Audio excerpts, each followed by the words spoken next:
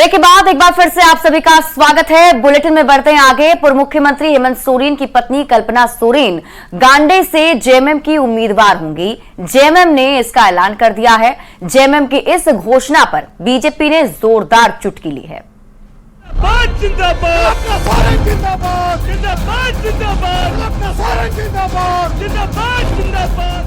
सोरेन परिवार की छोटी बहू कल्पना सोरेन गांडे में जेएमएम उम्मीदवार होंगी। गिरिडीह के झंडा मैदान में हुई जेएमएम के स्थापना दिवस समारोह के जरिए एक दिन पहले ही उन्होंने राजनीति के मैदान में पहला कदम रखा था। उसी सभा में नम आंखों से उन्होंने कई बार जेएमएम कार्यकर्ताओं को दिलों को कुरीदने की कोशिश भी की थी। आपके समक्ष में खड़ी हूँ बहुत ही भारी मन से। अब जेएमएम की ओर से उन्हें गांडे में उम्मीदवार बनाने का ऐलान कर दिया गया है। उसका तो ऐलान वहां से हो ही गया है कि वो गांडे से चुनाव लड़ेंगी और गांडे की जनता ने भी जो कल देखा होगा आपने कि किस तरह का जन सैलाब उमड़ा था गिरिडीह में, और उसमें गांडे की भी की जनता थी। और उन्होंने जब सरफराज अहमद जी ने वहां मंच से पूछा कि क्या आपको वो स्वीकार है, तो सबने हाथ उठाकर पूरे जोश के साथ सबने साथ दिया कि हाँ, हम लोग इनको अपने विधायक के रूप में चाहते हैं। चाहे वो कल्पना सोरेन जी के आंसू हों, चाहे हम जैसे कार्यकर्ताओं के आंसू हों, चाहे झारखंडी अवाम के आंसू हों, हर एक आंसू की कीमत चुकानी पड़ेगी आने वाले चुनाव में। तमाम झारखंडी कमर कर चुका है और इनको इनकी राजनीतिक औकात बताने का अब समय आ गया है। सभी लोग अब मुस्तैद हैं और चुनाव का इंतजार कर रहे हैं। इस साल की शुरुआत में झारखंड में मची सियासी उथल पुथल के बीच 1 जनवरी को गांडे के जेएमएम विधायक सरफराज अहमद ने इस्तीफा दे दिया था। उस समय इस्तीफे के पीछे उन्होंने निजी कारण बताया था। तभी से गांडे से कल्पना सोरेन के चुनाव लड़ने की अटकलें लगाई जा रही थी। अब जेएमएम की ओर से इसकी पुष्टि कर दी गई है। इस पर बीजेपी ने चुटकी ली है। यही झामुमू है जो सरासर झूठ बोलता था कि नहीं, वो तो उन्होंने अपने कारणों से छोड़ा है और ऐसी कोई बात नहीं है। लेकिन आज सच्चाई उजागर हो गई। आज महुआ माझी जी देर से ही सही, लेकिन सच को उन्होंने कबूल कर लिया कि यह सीट कल्पना सोरेन जी के लिए खाली कराया गया था। अगर झारखंड मुक्ति मोर्चा ये कहती है कि कल्पना सोरेन जी को वो सामने ला करके वो चुनाव में कुछ इम्पैक्ट करेगी, तो ये मेरे अकॉर्डिंग ऐसा कुछ नहीं होने वाला है, क्योंकि जनता को सब कुछ पता है कि वो लोग सिर्फ एक इमोशनल कार्ड खेल रहे हैं। आदिवासी और मुस्लिम बहुल गांडे सीट को जेएमएम के लिए बेहद सेफ माना जाता रहा है। साल 1985 से लेकर 2019 के बीच 5 बार इसी सीट पर जेएमएम का कब्जा रहा है। संजय सिन्हा, न्यूज़ 18, रांची। बीजेपी प्रवक्ता प्रतुल शाहदेव ने जेएमएम पर जोरदार निशाना साधा है। जेएमएम ने लोकसभा चुनाव में विनिंग कैंडिडेट को टिकट देने की बात कही थी और इस पर चुटकी लेते हुए शाहदेव ने कहा कि जेएमएम के पास विनिंग कैंडिडेट ही नहीं है तो भला वो किसी चुनाव में उतारेगी। जहाँ पर जिस पार्टी का कैंडिडेट चुनाव जीतने का सबसे ज़्यादा भरोसा दिला सकते हैं उनको दिया जाएगा। मैं उस मीटिंग में थी, मैंने देखा कि तमाम बड़े लीडर्स सभी पार्टीज़ के जो हैं, उसमें ममता दी से लेके माननीय सोनिया जी से लेके अरविंद केजरीवाल जी, उद्धव ठाकरे जी और सब लोग थे।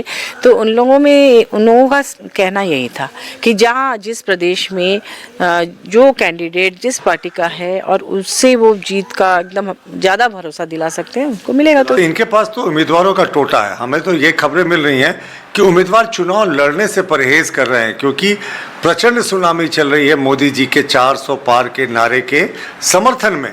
तो जिस गठबंधन के पास उम्मीदवारों की कमी हो, लोग चुनाव लड़ने से भाग रहे हो, और भागे भी क्यों नहीं, डूबती नाव में सवारी करना कौन चाहता है। तो ये इसी तरीके के बहाना बनाते रहेंगे। 14-0 झारखंड में कोई दूसरा ऑप्शन नहीं है। चाईबासा में बूथ स्तरीय कार्यकर्ता सम्मेलन के साथ ही बीजेपी ने इलेक्शन कैंपेन का शंखनाद कर दिया है। बीजेपी प्रत्याशी गीता कोड़ा की जीत सुनिश्चित करने के लिए प्रदेश बीजेपी अध्यक्ष बाबूलाल मरांडी ने कार्यकर्ताओं को कई टिप्स दिए हैं।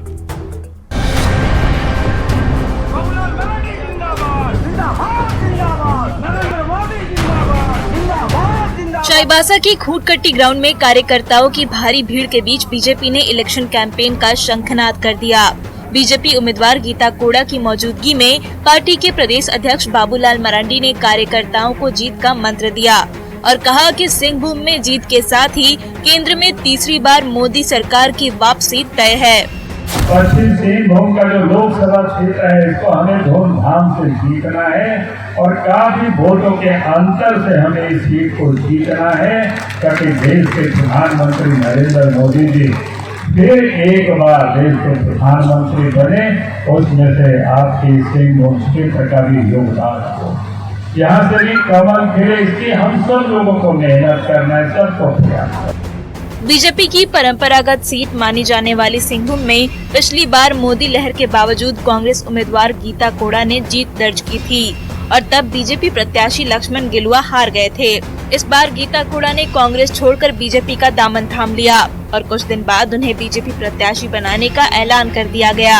ऐसे में बीजेपी उम्मीदवार बनने के साथ ही गीता कोड़ा ने भी चुनाव प्रचार की बागडोर थाम ली और बीजेपी की सरकार बनाने के लिए कार्यकर्ताओं में जोश भरने की पूरी कोशिश की। जो हम लोगों को लक्ष्य दिया गया है, इसे प्राप्त करना कितना जरूरी है, यह समय की मांग है, ये झारखंड प्रदेश की मांग है कि हमें यहाँ से एक कमल का फूल आदरणीय मोदी जी को समर्पित करना है। भारतीय जनता पार्टी के एक एक कार्यकर्ता आज से ही बूथ पर लग जाए, क्योंकि ये कोई और नहीं कर सकता।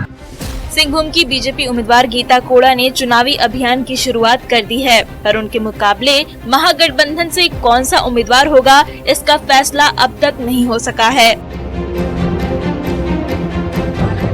रुपेश प्रधान, न्यूज़ 18, चाईबासा।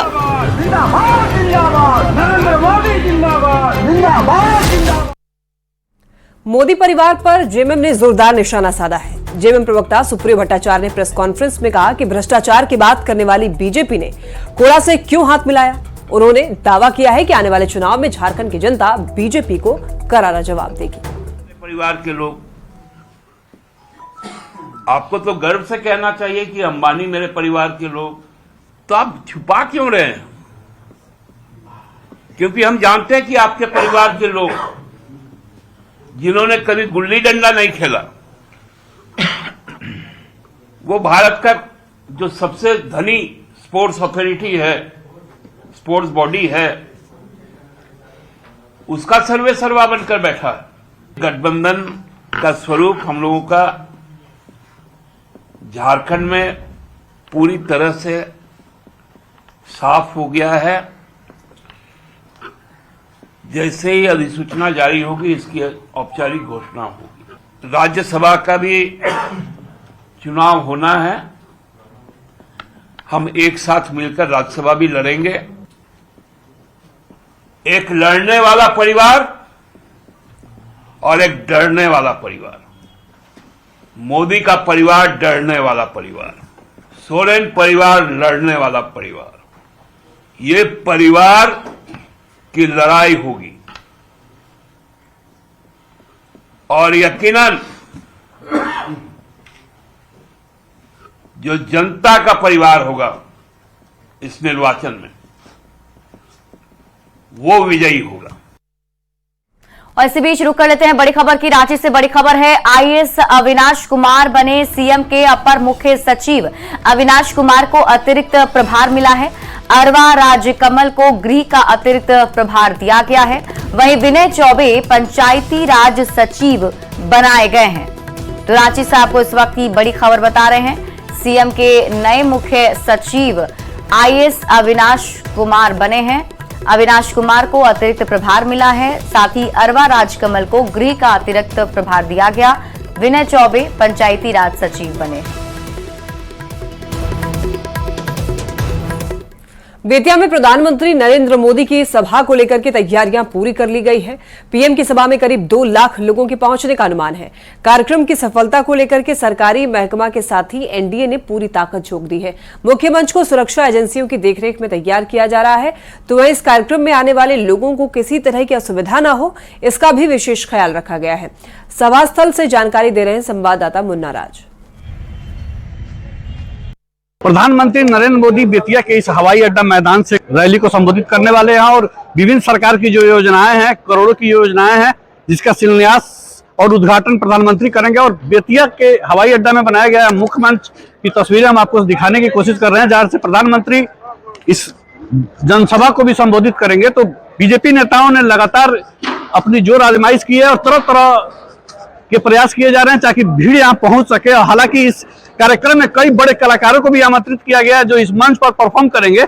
तो निश्चित तौर पर बेतिया की यह रैली को ऐतिहासिक बनाने के लिए बीजेपी ने पूरी ताकत झोंक दी है और बीजेपी का दावा है कि करीब 2 लाख लोग इस जनसभा में शामिल होंगे और करीब 12,800 करोड़ की योजनाओं का शिलान्यास और उद्घाटन होना है। तो हम आपको मुख्य मंच के साथ ही सभा स्थल की तस्वीरें आपको दिखाने की कोशिश कर रहे हैं। और बेतिया का यह हवाई अड्डा मैदान है जिसे सुरक्षा घेरा में ले लिया गया है और चारों तरफ से सुरक्षा के चाक चौकंद व्यवस्था किए गए हैं ताकि एक परिंदा भी पौर न मार सके। पूरा बेतिया का हवाई अड्डा पूरे तौर पर माननीय प्रधानमंत्री जी के स्वागत के लिए तैयार है और यह अपने आप में एक ऐतिहासिक समय है जब बेतिया पटना एक्सप्रेसवे की सौगात मिल रही है, शहर के नागरिकों के लिए सिटी गैस की सौगात मिल रही है, किसानों के लिए एथेनॉल से मक्का बनाने की सौगात मिल रही है। हर क्षेत्र के हर वर्ग के लोगों को कुछ ना कुछ सौगात मिल रही है। तो यह अपने आप में बताता है कि प्रधानमंत्री मोदी जी सभी को अपना परिवार मानते हैं। लगातार कार्यक्रम को अंतिम रूप देने की कवायद चल रही है। तो बेतिया का यह हवाई अड्डा मैदान एक बार फिर 2024 के चुनाव से ठीक पहले मोदी के एक बड़ी रैली के लिए साक्षी बनेगा। मुन्ना राज, न्यूज़ 18, बेतिया। झारखंड के स्वास्थ्य महकमे में मैन पावर की कमी जल्द दूर होगी। केंद्रीय स्वास्थ्य मंत्रालय की ज्वाइंट सेक्रेटरी आराधना पटनायक ने विभागीय अफसरों के साथ बैठक की। साथ ही सीएचओ के साथ साथ अस्पताल में डॉक्टर और स्टाफ की बहाली करने का भी निर्देश दिया। में जो एनएचएम के विभिन्न जो हमारे कार्यक्रम हैं सबके बारे में राष्ट्रीय स्तर पर बहुत सारे कार्यक्रम चलाए जा रहे हैं। डिजीज कंट्रोल के प्रोग्राम्स है, एनसीडी है, आयुष्मान आरोग्य मंदिर है, सिकल सेल एलिमिनेशन मिशन है, जो मेन हमारे प्रोग्राम्स हैं उनकी जो भी वो कार्रवाई कर रहे हैं सभी की गतिविधियों की समीक्षा की गई और सभी में तेज गति लाने के लिए निर्देश दिया गया। दुमका में गैंगरेप को लेकर लॉ एंड ऑर्डर पर सवाल उठने लगे हैं। ऐसे में रांची के आईजी और डीआईजी ने महिला थाने का दौरा किया है। साथ ही महिला सुरक्षा को लेकर प्रिवेंटिव एक्शन लेने का निर्देश भी दिया। महिला हेल्पलाइन नंबर को भी और ज्यादा एक्टिव करने को कहा गया है। और उन्होंने महिला थाना का रिव्यू किया कि महिला थाना कितना काम इन्वेस्टिगेटिव वर्क कर रही है और कितना प्रिवेंटिव वर्क कर रही है। उनके द्वारा रिव्यू किया गया है, कुछ आवश्यक इंस्ट्रक्शंस दिए गए हैं। फिर डीआईजी सर ने जो है इस बिंदु पर भी समीक्षा किया और डीआई सर ने जो हम लोग को इलेक्शन में जो एंटी सोशल एलिमेंट के खिलाफ कार्रवाई करनी है उसके संबंध में जो इलेक्शन कमीशन गाइडलाइन है उसके बारे में हम लोगों को ब्रीफ किया और डीआई सर ने भी निर्देश दिया है और उन दोनों जो सीनियर अफसर निर्देश है उसको हम लोग जो है एक्सिक्यूट करेंगे। झारखंड आंदोलनकारी संघर्ष मोर्चा ने 9 मार्च को आर्थिक नाकेबंदी करने का ऐलान किया है। लोहरदगा में हुई बैठक में मोर्चा के सदस्यों ने झारखंड आंदोलनकारियों के जेल जाने पर रोक के साथ साथ पेंशन और परिजनों को नौकरी देने की मांग की। साथ ही मांग नहीं मानने पर 9 मार्च से झारखंड की खनिज संपदा को झारखंड से बाहर जाने से रोकने का ऐलान किया है। तारीख को हमारे जो खनिज लूट हो रहा है उसके लिए जिम्मेवार इस राज्य के अधिकारी या जनप्रतिनिधि हैं। इसके लिए 9 तारीख को आर्थिक नाकेबंदी की घोषणा की गई है कि 9 तारीख को जो आर्थिक नाकेबंदी है उन 9 तारीख को आर्थिक नाकेबंदी को हम लोग यहाँ से एक भी खनिज संपदा को बाहर नहीं जाने देंगे लोहरदगा जिला से। और ये मुख्यमंत्री को, माननीय मुख्यमंत्री को यहाँ आंदोलनकारी नाकेबंदी के तहत उनको है सो हम लोग ये बता देना चाह रहे हैं कि आज भी वही आंदोलनकारी है जो कल के दिन में झारखंड आंदोलन अलग राज्य के लिए लड़ा था। आज वही आंदोलनकारी है कि आपको भी हम लोग पूरे झारखंड में नाकेबंदी जो किया जा रहा है उसे दिखा देना चाह रहे हैं कि हम लोग की शक्ति क्या है। पश्चिमी सिंहभूम में कल्याण मंत्री दीपक बिरुआ ने 111 करोड़ की 139 योजनाओं का शिलान्यास किया है। साथ ही 13 करोड़ की 22 योजना का लोकार्पण भी किया है और इस मौके पर उन्होंने मनरेगा में चुने गए 57 उम्मीदवारों को नियुक्ति पत्र भी सौंपा। मंत्री दीपक बिरुआ ने दावा किया है कि गठबंधन की सरकार अंतिम पायदान पर खड़े ग्रामीण के विकास को लेकर बेहद गंभीर है। हमेशा लोग बोलते थे बेटा कब हमारा पेंशन मिलेगा। बहुत मन में तकलीफ होता था कि हम लोग जनप्रतिनिधि हैं, लेकिन उनकी उस भावना को या उनको जो सम्मान मिलना चाहिए हम नहीं दे पा रहे थे। लेकिन इस सपना को यदि किसी ने साकार किया तो माननीय पूर्व मुख्यमंत्री हेमंत सोरेन ने, उन्होंने सर्वजन पेंशन योजना लागू किया। और हमको लगता है ये जिला उपायुक्त अच्छी तरह से बता पाएंगे, हमको लगता है कि ये बहुत कम ऐसे लोग होंगे हर पंचायत में जिसको जो है ना सर्वजन पेंशन का लाभ नहीं मिलता।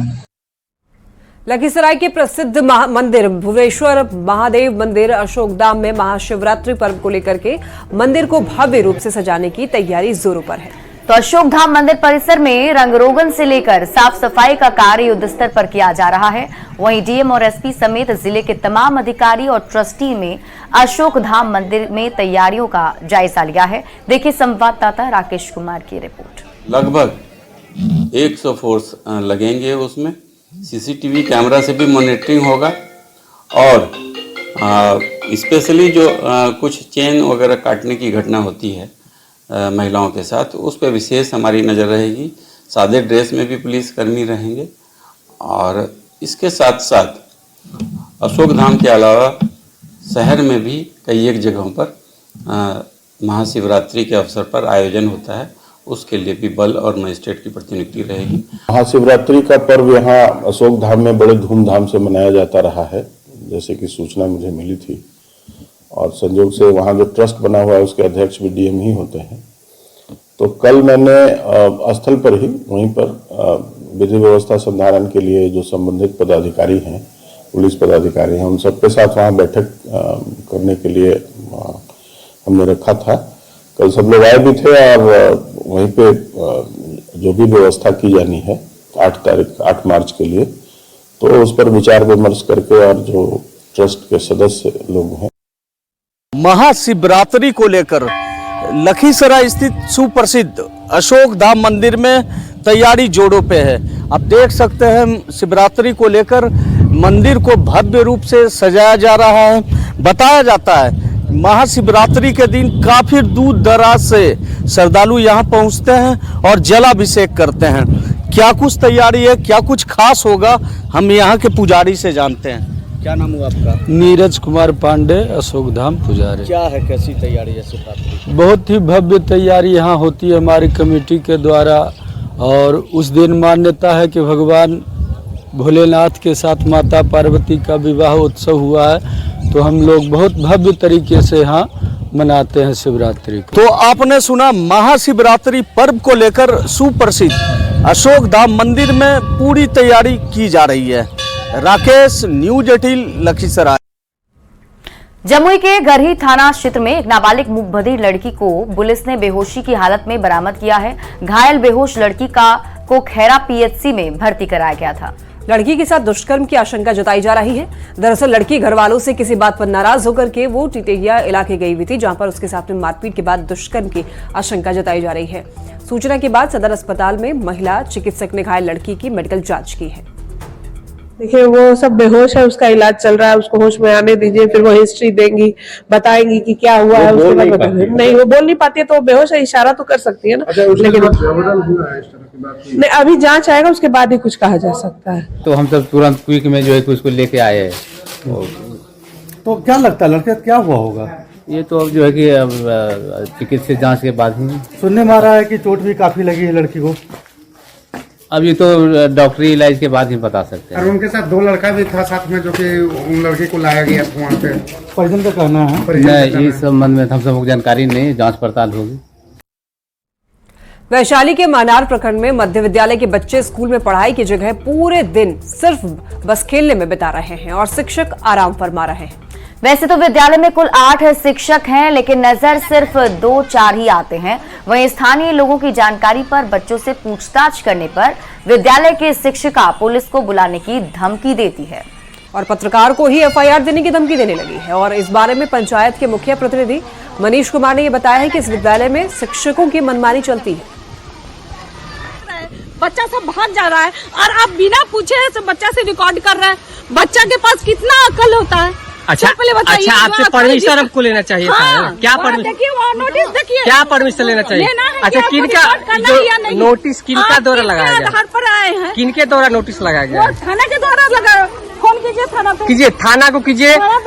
हमारे पंचायत में के अलीपुर हट्टा मध्य विद्यालय में आए दिन कोई न कोई शिकायत आते रहती है। वहाँ पे कुछ दिन पहले भी एक घटना हुआ था जिसमें एक बच्चा छत से नीचे गिर गया था। भगवान का कृपा कहिए कि बच्चे को कुछ नहीं हुआ, बाल बाल बच गया।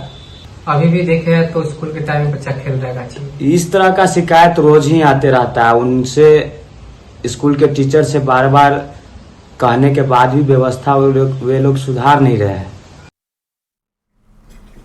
और फिलहाल इस बुलेटिन में अभी के लिए बस इतना ही। आप देखते रहिए न्यूज़ 18 बिहार झारखंड।